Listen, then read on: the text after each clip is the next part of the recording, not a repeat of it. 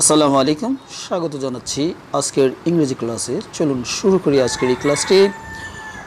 আজকের ক্লাস হচ্ছে future indefinite টেন্সের voice sense active to passive. প্রথমেই আমরা জানবো স্ট্রাকচার। অ্যাক্টিভ ভয়েসের স্ট্রাকচারটি হচ্ছে subject plus shall oblique will plus V1 plus object. আমরা অ্যাক্টিভ থেকে যখন প্যাসিভ করব এর স্ট্রাকচার হবে অবজেক্ট হবে subject plus shall be oblique will be plus ভার্বের past participle V3 plus by plus সাবজেক্টটি হয়ে যাবে অবজেক্ট।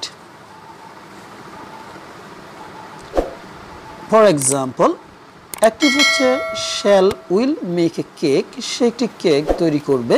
এ থেকে আমরা প্যাসিভ করব, প্যাসিভে এই কেক হচ্ছে অবজেক্ট, এটা হয়ে গেল সাবজেক্ট এ কেক, এবং এটা অক্সিলারি ভার্ব উইল বি, মেকের V3 হয়ে গেল মেড, বাই এবং সি অবজেক্ট হয়ে হার হয়ে গেল। Another example, active he will write a letter.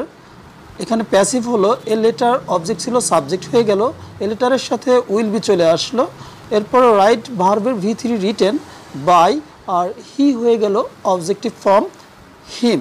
এইভাবে অ্যাক্টিভ থেকে প্যাসিভে রূপান্তরিত হয়ে গেল। Thank you for watching. Please subscribe this channel.